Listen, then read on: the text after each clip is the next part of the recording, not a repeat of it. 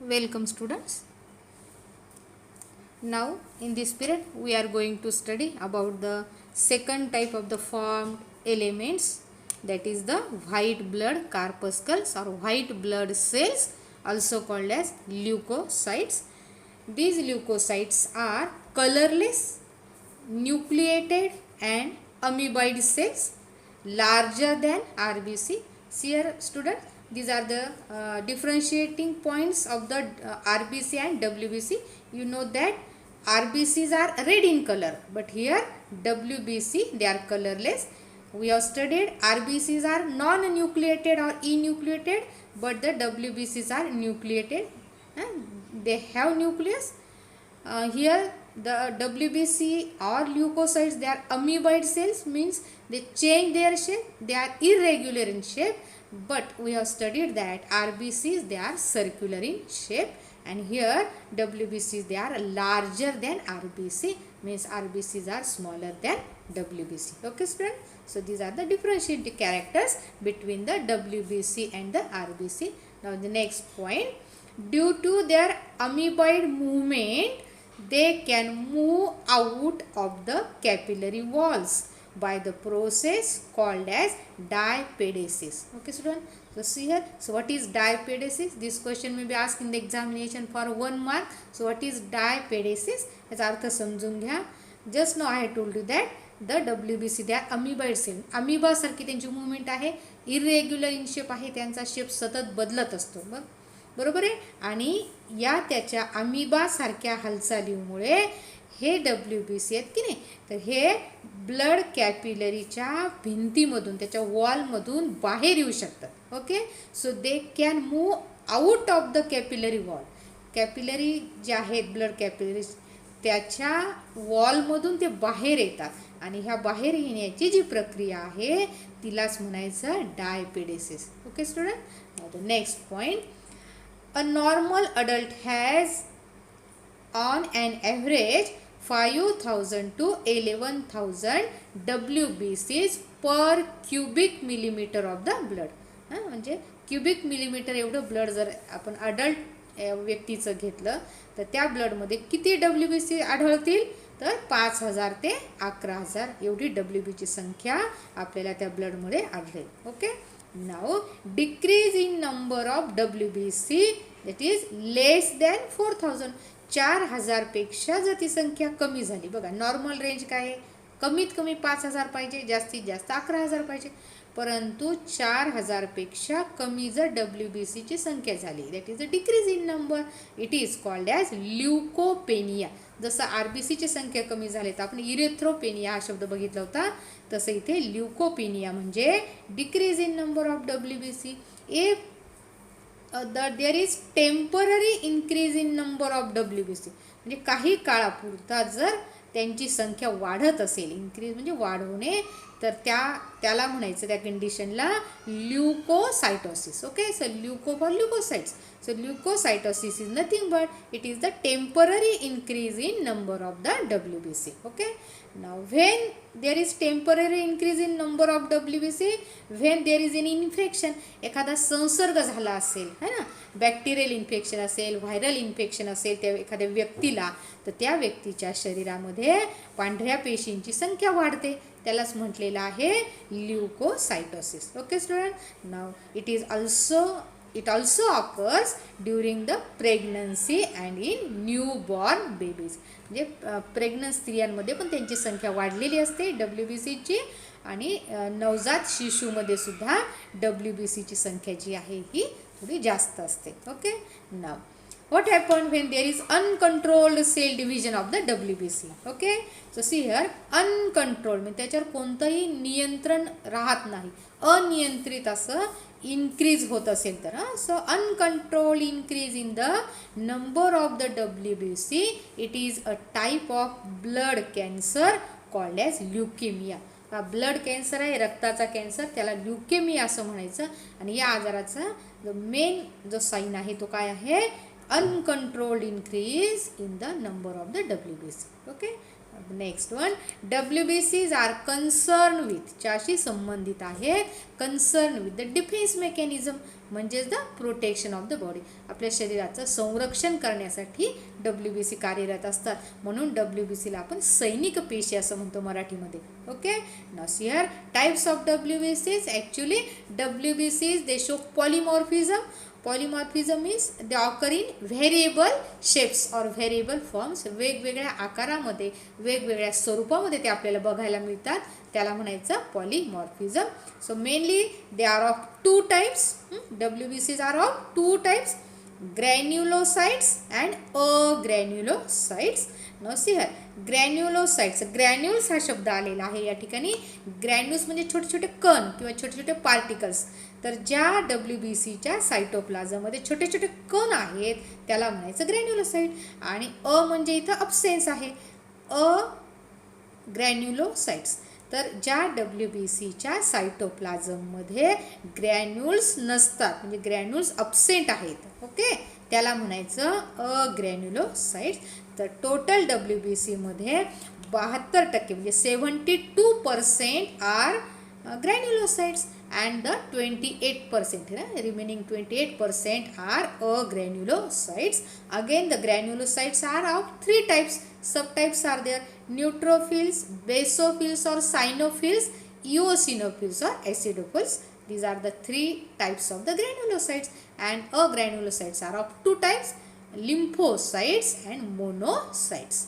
Okay student, so this is about the types of the WBC. Then we will see in detail about their structure and their function. Here student, first of all we see about the granulocytes. So granules are small particles.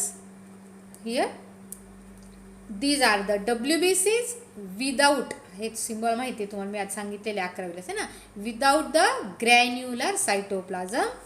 Also sorry, granulocytes are with granular cytoplasm. त्यांच्या ग्रॅन्युल्समध्ये सायटोप्लाझममध्ये granules असतात किंवा particles असतात. They are also called as polymorpho nuclear leukocytes, PMN. आता बघा प्रत्येक शब्दाचा अर्थ बघा. पॉली म्हणजे अनेक, पॉलिमॉर्फो म्हणजे अनेक स्वरूपाचे. कशामध्ये अनेक स्वरूप आहेत? न्यूक्लियसमध्ये. तर न्यूक्लियसचे अनेक स्वरूप असणारे ल्युकोसाइट म्हणजे पांढऱ्या पेशी, म्हणून त्याला म्हटलेलं आहे polymorpho nuclear leukocyte. Okay, so they have lobulated nuclei. त्याच्या न्यूक्लियस हे अनेक पार्ट्सचा बनलेला आहे, म्हणून त्याला लोब्युलेटेड न्यूक्लिया आहे असं म्हटलेलं आहे. Actually these nuclei are of different shapes. So these are formed from myeloid stem cells. Stem cells म्हणजे जे एम्ब्रियॉनिक सेल्स असतात ना, एम्ब्रियोच्या ज्या पेशी असतात की ज्याच्या नंतर वेगवेगळ्या ऑर्गॅन्समध्ये डिफरन्शिएशन होत असतं, त्याला आपण स्टेम सेल्स म्हणतो. तर मायलॉइड स्टेम सेल्सपासूनच ग्रॅन्युलोसाइटची निर्मिती होत असते. फक्त हा शब्द लक्षात ठेवायचा, मायलॉइड स्टेम सेल्सपासून ग्रॅन्युलोसाइटची निर्मिती होत असते. बरोबर आहे. आणि एकदा त्या सेल तयार झाल्या की पुन्हा त्यांच्यामध्ये no cell division, cell division do not occur. So once they are form they do not divide. या पेशींचं पुन्हा विभाजन होत नाही. एकदा ती पेशी तयार झाली की तर तशीच राहते, त्या पेशीमध्ये सेल डिव्हिजन आढळत नाही. हा मुद्दा लक्षात ठेवायचा. Now next point, they constitute about 72% of the total WBC. आपल्या शरीरामध्ये जेवढ्या काही WBC आहेत त्याच्यापैकी 72% WBC या ग्रॅन्युलोसाइट्स आहेत आणि राहिलेले 28% या अग्रॅन्युलोसाइट्स असतात. So granules are actually secretory vesicles, okay, which contain various secretion enzymes etcetera. तर अशा प्रकारे छोटे छोटे व्हेसिकलच्या रूपामध्ये ते ग्रॅन्युल्स आहेत. ओके, आणि हे जे व्हेसिकल्स आहे त्याच्या आतमध्ये छोटे छोटे पिशव्या आहेत. समजा कशाने भरलेल्या छोट्या पिशव्या आहेत या, त्याच्यामध्ये वेगवेगळ्या प्रकारचे सिक्रेशन्स आहेत, स्त्राव आहेत आणि विकरे आहेत. विकराने भरलेल्या अशा छोटे छोटे व्हेसिकल्स या ग्रॅन्युलोसाइटच्या सायटोप्लाझममध्ये आपल्याला सापडतात. Okay, now next, depending upon the staining property. Staining म्हणजे डाईंग प्रॉपर्टी किंवा पेशींना जेव्हा आपण एखाद्या रंगद्रव्यामध्ये टाकतो त्याला रंग प्राप्त होतो. त्या प्रॉपर्टीवर आधारित ही प्रॉपर्टी कोणासाठी सांगितली त्यांनी आपल्याला? Of the granules. त्या ग्रॅन्युल्सला कोणता रंग प्राप्त होतो है ना, त्या प्रॉपर्टीवर आधारित the granulocytes are classified into 3 types. Neutrophils. Okay, now in the neutrophils the granules present in the cytoplasm they are very fine. Fine म्हणजे खूप सूक्ष्म आहेत, जास्त सूक्ष्म आहेत ते. Large in number. पहा आता आकाराने खूप छोटे आहेत म्हणून त्यांची संख्या पण काय आहे?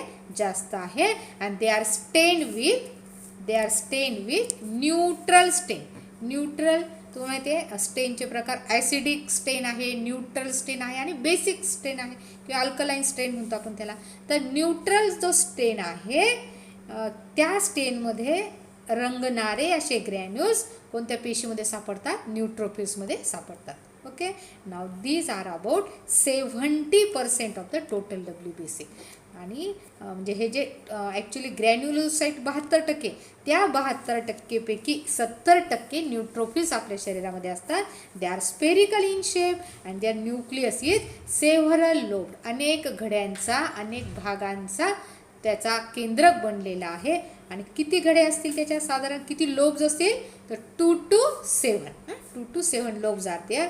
And the important character is that these neutrophils, these are phagocytic. Okay, आता फॅगोसायटोसिस 11वीला मी तुम्हाला शिकवलं. आपण जेव्हा लायसोसोम्स हा सेल ऑर्गेनिल आपण शिकलो त्यावेळेस मी तुम्हाला सांगितलं फॅगोसायटोसिस म्हणजे गिळंकृत करणे. ओके, मग गिळण्याची क्षमता या न्यूट्रोफिल्समध्ये असते म्हणून त्याला म्हटलेलं आहे neutrophils are phagocytic in function.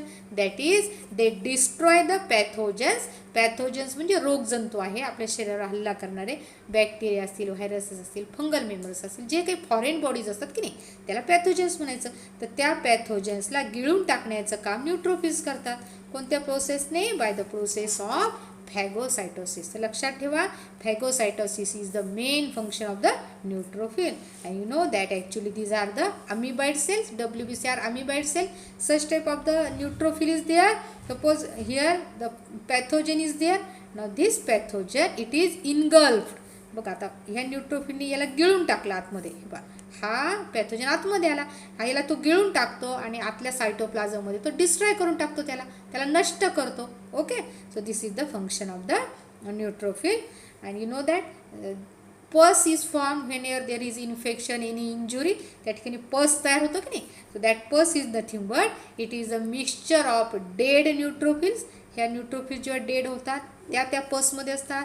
Damaged tissue आहेत, जिथं मार लागलेला आहे आपल्या तिथल्या पेशी मृत होतात, खराब होतात. तर त्या पेशींचा समूह तिथे आहे.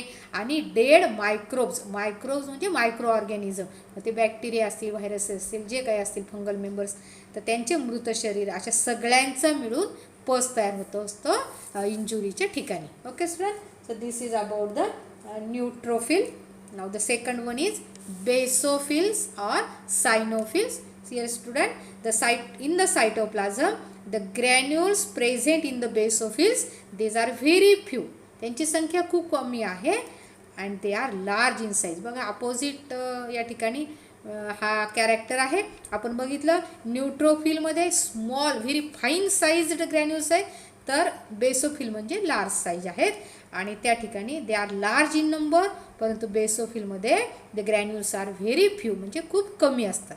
Okay, and they get stain with basic stains. Okay, like methylene blue. तर मिथायलिन ब्ल्यू नावाचा एक डाय आहे, रंग आहे, रंगद्रव्य. त्याच्यामध्ये याचे हे ग्रॅन्युल्स रंग प्राप्त करतात किंवा रंगीत बनतात, म्हणून त्यांना म्हटलेलं आहे बेसोफिल्स. आता बेसो शब्द आला की नाही हे लक्षात ठेवायचं. बेसोफिल्स म्हणजे त्यांना कोणता रंग बसतो? बेसिक जो स्टेन असतो की नाही त्याचा रंग त्यांना प्राप्त होत असतो. So these are non phagocytic. आता या ठिकाणी बघा अगदी पुन्हा विरुद्ध कॅरेक्टर आहे. आपण बघितलं न्यूट्रोफिल फॅगोसायटिक आहेत, गिळंकृत करणारे. मग इथं नॉन शब्द लागलेला आहे म्हणजे हा पण अगदी वेगळा गुणधर्म झाला. Difference between neutrophil and basophil, they are non phagocytic. कोणत्याही प्रकारचा फॉरेन बॉडीला ते गिळंकृत करत नाहीत. They are small in size, they are spherical cells and these are about only बघायची संख्या किती कमी आहे 0.5 to 1% of the total WBC. आपण बघितलं की सगळ्यात जास्त न्यूट्रोफिल जे आहेत ते 70% आहेत, परंतु इथे हा 0.5 ते फक्त 1% एवढा बेसोफिल आपल्या रक्तामध्ये असतात. So these basophils they have nucleus which is twisted. Twist होणे म्हणजे थोडंसं पीळ बसणे आहे ना, थोडंसं ट्विस्ट झालेला असा न्यूक्लियस यांच्यामध्ये आहे. And these basophils they are present in the infected and allergy conditions only. फार महत्त्वाचा मुद्दा आहे. ते केव्हा सापडतात आपल्या शरीरामध्ये, जेव्हा आपल्याला काहीतरी इन्फेक्शन झालेलं आहे, एखाद्या आजाराचा संसर्ग झालेला आहे किंवा एखाद्या पदार्थाची ॲलर्जी आपल्याला झालेली आहे, त्यावेळेस आपल्या शरीरामध्ये बेसोफिल्स तयार होतात. These basophils secrete the chemicals like here heparin. Heparin is secreted. Heparin आपण बघितलं आपलं रक्त पातळ ठेवण्याचं काम हिपॅरिन करत असतो. हिस्टामाइन आहे, ॲलर्जिक कंडिशनमध्ये हिस्टामाइन सिक्रेट होतो बेसोफिलकडून, आणि serotonin. So these are the secretions of the basophil. Okay student, so these are the two types of the granulocytes. Now the third one that is eosinophil or the acidophils. Okay, now see here, these acidophils contain lysosomal granules. आता लायसोसोम 11वीला आपण शिकलेलो आहोत. Okay, non as suicide bags. तर लायसोसोमल granules याच्यामध्ये असतात and that are stained to red color. त्यांना लाल रंगाचा जो स्टेन आहे तो प्राप्त होत असतो. And actually they get red colour with the acidic stains like eosin. Eosin नावाचा एक डाय आहे, कलर आहे रेड कलरचा, तर तो कलर ह्या ॲसिडोफिलच्या ग्रॅन्युल्सला प्राप्त होत असतो. तर हे हा ॲसिडिक स्टेन आहे म्हणून याचं नाव आलं ॲसिडोफिल्स. ओके, आणि इओसिन हा रंगद्रव्याचं नाव आहे म्हणून याला नाव आलेलं आहे eosinophil. So these are about 1 to 3% of the total WBC. तशी यांची पण संख्या कमीच आहे, 1 ते 3% WBC आपल्या शरीरामध्ये असतात. Their nucleus is bilobed. Bi म्हणजे दोन घड्यांचा त्यांचा न्यूक्लियस आहे. ओके, त्याचं फंक्शन काय आहे, they destroy antigen antibody complex by the phagocytosis. पुन्हा फॅगोसायटोसिस शब्द आलेला आहे. तर या ठिकाणी बघा अँटीजन AG असं डिनोट केला जातो आणि अँटीबॉडी हा शॉर्टमध्ये AB असा डिनोट केला जातो. AG म्हणजे अँटीजन. तर लक्षात ठेवा अँटीजन म्हणजे foreign bodies that enter in the body for to produce any infection in the body or that they produce disease to the body. Okay, they are also called as pathogens. त्याला रोगजंतू म्हणतो आपण. थोडक्यात लक्षात ठेवा antigen म्हणजे pathogen. तर लक्षात कसं ठेवायचं, अँटीजनला इथे GEN शब्द आहे, पॅथोजनमध्ये GEN शब्द आहे. राहील का लक्षात. मग अँटीजन म्हणजे पॅथोजन म्हणजे रोगजंतू. आणि अँटीबॉडी, आता बघा अँटीबॉडीमध्ये बॉडी शब्द आलेला आहे, बॉडी म्हणजे शरीर. कसं लक्षात ठेवायचं, मग आपल्या शरीरामध्ये जे तयार होतं ती अँटीबॉडी आणि बाहेरून हल्ला करणारा कोण, अँटीजन. ओके, तर antibodies are nothing but actually these are the immunoglobins, these are the proteins which are produced by the body. आपल्या शरीराचं संरक्षण करण्यासाठी अँटीबॉडीज तयार होतात. ॲक्च्युली ह्या अँटीबॉडीज आपल्या शरीरामध्ये जे बी लिम्फोसाइट्स नावाच्या पेशी असतात की नाही त्या तयार करत असतात. आपल्याला पुढे एक प्रकरण आहे त्याच्यामध्ये डिटेलमध्ये शिकायचं आहे अँटीजन अँटीबॉडी आणि हा कॉम्प्लेक्स कसं तयार होतं, त्यावेळेस आपण पुन्हा एकदा बघूया. सध्या एवढं लक्षात ठेवा, अँटीजन म्हणजे पॅथोजन, अँटीबॉडी म्हणजे these are the cells produced by the B lymphocytes to kill the antigen. Antibody कोणाला किल करतो, अँटीजनला. एवढं लक्षात ठेवा. Okay, their number increases in allergic condition. जेव्हा एखाद्या व्यक्तीला एखाद्या पदार्थाची ॲलर्जी असते तर ती ॲलर्जी जर झाली त्या व्यक्तीला तर ह्या ॲसिडोफिलची संख्या त्या शरीरामध्ये वाढून जाते. ओके स्टुडंट, तर this is about the granulocytes. Now we will see about the agranulocytes. So see here, I have told you that A stands for absent. So absence of granules in the cytoplasm. No granules are there in the cytoplasm. And these are 28% of the total WBC. Cytoplasm of the leukocyte is without granules. हा महत्त्वाचा फरक लक्षात ठेवा. ग्रॅन्युलोसाइट्समध्ये granules असतात, अग्रॅन्युलोसाइट्समध्ये granules नसतात. म्हणजेच without granules आहे. They are form from the lymphoid stem cell. आता पुन्हा फरक लक्षात ठेवा. आपण बघितला ग्रॅन्युलोसाइट्स हे मायलॉइड स्टेम सेल्सनी तयार होतात, तर अग्रॅन्युलोसाइट लिम्फॉइड स्टेम सेलनी तयार होतात. ओके. आणि महत्त्वाचा फरक आहे पुन्हा, they can divide by mitosis. यांच्यामध्ये सेल डिव्हिजन होतं. कोणतं? मायटोसिस. सेल डिव्हिजन होऊन त्यांची संख्या वाढते. परंतु आपण बघितलं की ग्रॅन्युलोसाइट्स कधीच डिवाइड होत नाही. दे डू नॉट डिवाइड, पण हे डिवाइड होतात. हा फरक लक्षात ठेवा. Their nuclei are large in size. केंद्र खूप मोठं आहे, बट आर नॉट लोब्युलेटेड. पुन्हा एक फरक आला. आपण बघितलं ग्रॅन्युलोसाइट्समध्ये लोब्युलेटेड न्यूक्लियस आहे, तर अग्रॅन्युलोसाइटमध्ये not lobulated, it is non lobulated nucleus. Okay. हा पुन्हा एक फरक आहे.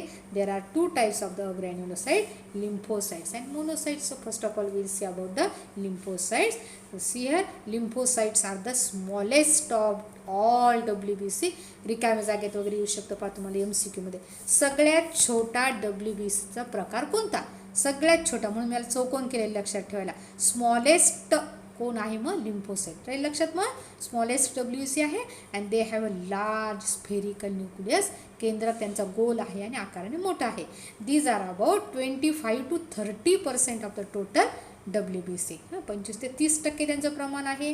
Depending upon the function there are two types of the lymphocytes are there. Okay. एक आहे बी लिम्फोसाइट आणि दुसरं आहे टी लिम्फोसाइट. ओके. आता बी लिम्फोसाइट काय आहे? तर बी लिम्फोसाइट्स मॅच्युअर होतात, परिपक्व होतात इन बोन मॅरो. आता काल बोन मॅरो काय मी तुम्हाला सांगितलं, जे नळीसारखे लॉंग बोन्स आहेत आपल्या शरीरामध्ये, हाताचे पायाचे वगैरे, त्याच्या आतमध्ये जो पदार्थ असतो त्याला बोन मॅरो म्हणतो, जिथं RBC तयार होत असतात. बरोबर आहे. And these are responsible for antigen production, sorry antibody production to kill the antigen. And that immunity is called as humoral immunity. पहा थोडक्यात मी तुम्हाला सांगते, आपल्या शरीराची जी प्रतिकारक क्षमता आहे ना, रोगांशी लढण्याची जी प्रतिकारक क्षमता आहे त्याला आपण इम्युनिटी म्हणतो की नाही. मग प्रतिकारक क्षमता वाढवण्यासाठी आपल्या शरीरामध्ये काय तयार केलं जातं? अँटीबॉडी. आता सध्या कोरोना चालू आहे, आपण ऐकतो आहे की नाही, अँटीबॉडीज तयार झाल्या, जे कोरोनामुक्त पेशंट झाले त्यांच्या शरीरामध्ये कोरोनाच्या विरुद्ध अँटीबॉडीज तयार झाल्या. ऐकले ना तुम्ही शब्द? तर ह्या अँटीबॉडी आहेत, म्हणजे प्रत्येक आजाराच्या विरुद्ध लढणाऱ्या पेशी म्हणजे अँटीबॉडी आहेत. Antibodies actually these are the proteins produced in the body. समजलं का? आणि ह्या अँटीबॉडीमुळे जी प्रतिकार क्षमता आपल्या शरीरात तयार होते की नाही, तिला म्हणायचं ह्युमोरल इम्युनिटी. उदाहरणार्थ आता उद्या कोरोनाची लस आली, बरोबर आहे, आणि ती लस आपण घेतल्यानंतर आपल्या शरीरामध्ये कोरोनाच्या विरुद्ध प्रतिकार क्षमता तयार होईल की नाही. मग त्या प्रतिकार क्षमतेला आपण काय नाव देणार? Humoral immunity. आपल्या शरीरात तयार झाली ह्युमोरल इम्युनिटी तयार झाली. कशामुळे? कारण त्यामुळे, त्या लसीमुळे, आपल्या शरीरात वॅक्सिनमुळे आपल्या शरीरात त्याच्या विरुद्धच्या अँटीबॉडी तयार होतील. आलं लक्षात? तर ह्या अँटीबॉडी कोण तयार करतं? मग बीटा लिम्फोसाइट्स. राहील लक्षात? आणि बीटा लिम्फोसाइट्स कुठे मॅच्युअर होतात? बोन मॅरोमध्ये. तर हा एक प्रकार झाला लिम्फोसाइटचा. दुसरा प्रकार बघा, T lymphocytes. Okay. Now these T lymphocytes mature in thymus. So thymus it is endocrine gland actually. Thyroid ग्लँडच्या खालच्या बाजूला थायमस आहे. एंडोक्राईन ग्लँड्समध्ये शिकायचं आपल्याला डिटेलमध्ये. तर लक्षात ठेवलं की thymus is an endocrine gland, अंतःस्रावी ग्रंथी आहे. And these lymphocytes are responsible for cell mediated immunity. प्रतिकार क्षमतेचे 2 प्रकार आहेत. बरोबर आहे. अँटीबॉडीमुळे झालेली ह्युमोरल आणि टी लिम्फोसाइट्समुळे आलेली प्रतिकार क्षमता सेल मेडिएटेड. लक्षात आलं? आता बघा, तुम्ही म्हणाल की रेड कलरने मी अंडरलाईन का केलेलं आहे तुमच्यासाठी लक्षात ठेवा. क्ल्यू दिलेला आहे मी या ठिकाणी. बी लिम्फोसाइटचा बी आहे की नाही आणि बोन मॅरोचा बी आहे. हे लक्षात ठेवायसाठी बी लिम्फोसाइट्स कुठे मॅच्युअर होतात? बोन मॅरोमध्ये. आणि टी लिम्फोसाइटचा टी लक्षात ठेवायचा, थायमस ग्लँडचा टी लक्षात ठेवायचा. टी लिम्फोसाइट्स कुठे मॅच्युअर होतात? थायमसमध्ये मॅच्युअर होतात. आणि त्यांच्यापासून पण आपल्या शरीरात प्रतिकार क्षमता निर्माण होते, तिला म्हणायचं cell mediated immunity. Okay student. आता या टी लिम्फोसाइटचे प्रकार आहेत, 4 प्रकार आहेत. पहिला प्रकार आहे हेल्पर टी सेल, दुसरा प्रकार आहे किलर टी सेल, तिसरा प्रकार आहे मेमरी टी सेल, चौथा प्रकार आहे सप्रेसर टी सेल. हे 4 प्रकारची नावं फक्त लक्षात ठेवा. सब टाइप्स आहेत. So these are actually the main sub types of the T lymphocyte. Okay. तर शेवटचा जो प्रकार आहे अग्रॅन्युलोसाइटचा तो आहे monocyte. Okay. So this is about lymphocyte. Now the second type is monocyte. See here monocytes are largest of all the WBC. पुन्हा मी इथं लक्षात ठेवायसाठी केलेलं आहे. लक्षात ठेवा इथे वरती काय आहे, lymphocytes are smallest WBC. Okay. आणि त्याच्या विरुद्ध monocytes are largest of all the WBC. सगळ्या WBC मध्ये सगळ्यात मोठ्या आकाराचे मोनोसाइट्स आहेत. Okay. And its nucleus is large. ते स्वतः मोठे आहे, त्याचा केंद्रक पण मोठा आहे आणि केंद्रकाचा आकार आहे किडनी शेप. ओके. किंवा बीन शेप किडनीच्या आकाराचा आहे. And they form 3 to 5% of the WBC. फक्त ते 3 ते 5% असतात पण आकाराने मोठे असतात. मोनोसाइट्स आर ॲक्टिवली मोटाईल, म्हणजे खूप मोटाईल आहेत ते. And they give rise to macrophages. 11वीला आपण मॅक्रोफेजेस टिश्यू शिकलेलो आहोत आपण जेव्हा ॲनिमल टिश्यू शिकलो की नाही त्यामध्ये. So macrophages these are also amoeboid cell. अमिबासारखेच असतात ते, स्वरूप बदलणारे. त्याचं सारखी शेप बदलत असते. तर ह्या पेशी मोनोसाइट्सपासूनच तयार होतात, macrophages. Okay student. The next one, these macrophages which are amoeboid cells, these are also phagocytic. पुन्हा आलेले बघा, म्हणजे गिळंकृत करणारे. हे सुद्धा bacteria, viruses, fungal members, foreign बॉडीजला गिळून टाकतात आणि आपल्या शरीराचं संरक्षण करतात आजारापासून. समजलं. So macrophages are also phagocytic in nature and they destroy the bacteria as well as the dead or damaged tissue by the phagocytosis. Okay student, here we complete actually WBC or white blood cell.